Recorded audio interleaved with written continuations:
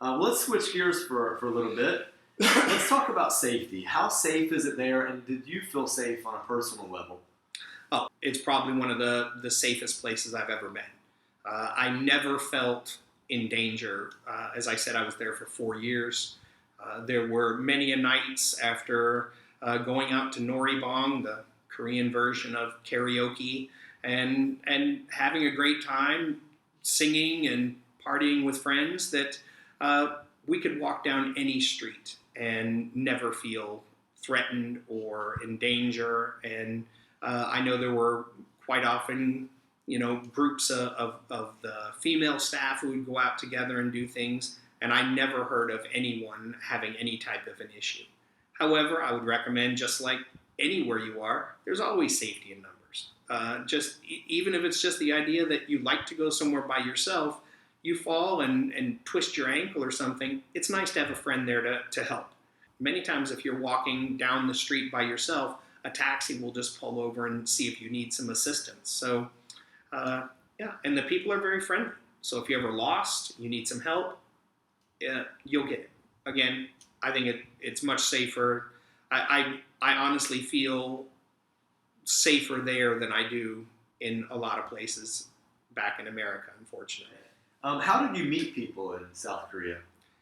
Well, I was fortunate in that the facility where we worked at, we actually had 120 expat staff. Wow, so we actually had the largest group of expats outside of a military base anywhere in South Korea. However, in the surrounding towns, little small villages, there were one or two individuals who would be working there. And there's just a great network out there, mainly through internet. If you go on to the different websites, you'll see that there's expat socialization websites, and a lot of times you'll see on the newspapers or even on buses or anything, you'll see advertisements for concerts or parades or activities, and they'll be written in English. And so when you go to experience these things, a lot of times they're cultural events where they're trying to get the expats who are in country to come and participate, for example, in celebrating Chuseok, which is basically like a Thanksgiving celebration. And so there'll be different events happening all around that. And when you get there, you'll be amazed at how many other expats are there.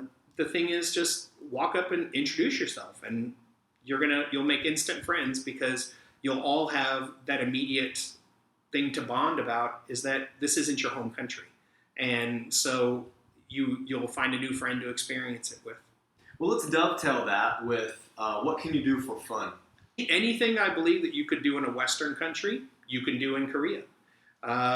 There's even, as I said, there's at least one big festival every month.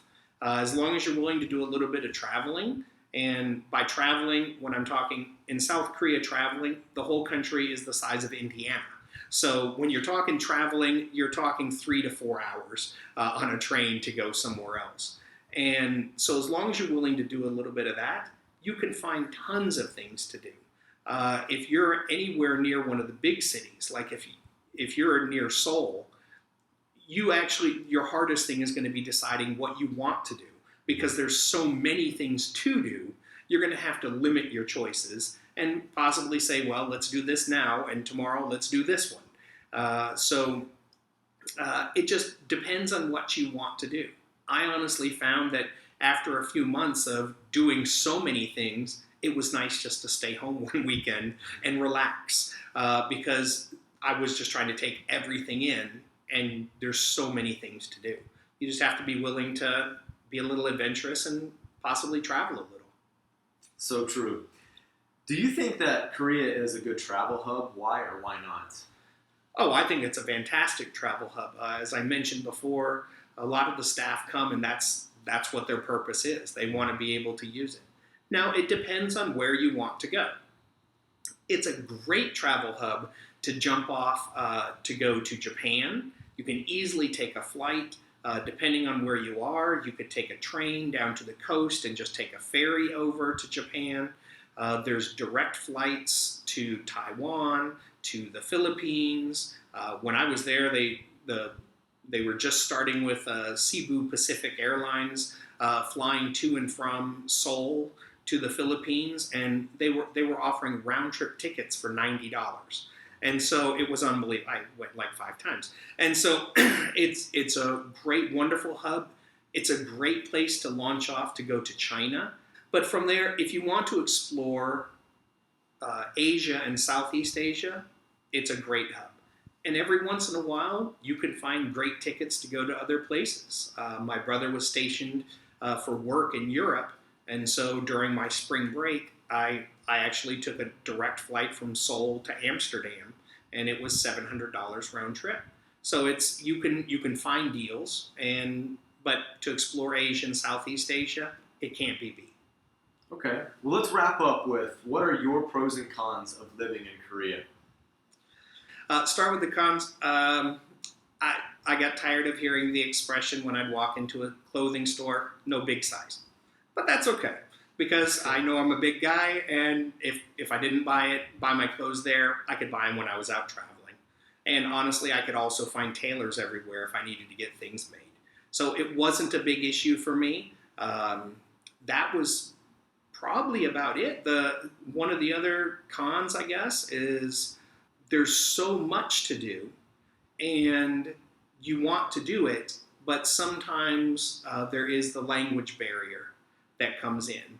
There might be an event that sounds really exciting to you, but you wouldn't have known about it unless you had learned some Korean or a Korean friend told you about it. There's not always the idea of doing things in dual language. So that's still a concept that's being introduced and worked on in Korea.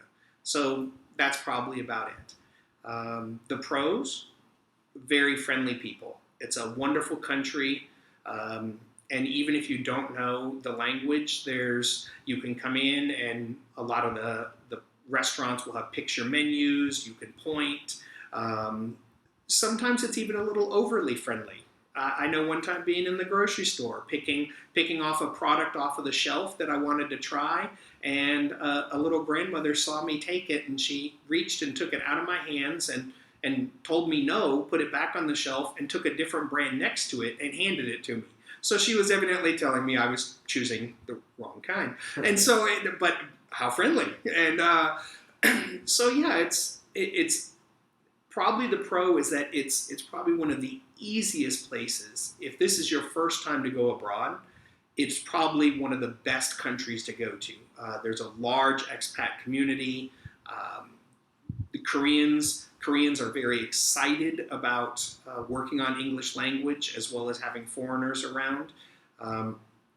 They're very accepting and I guess probably patient. So that's always nice.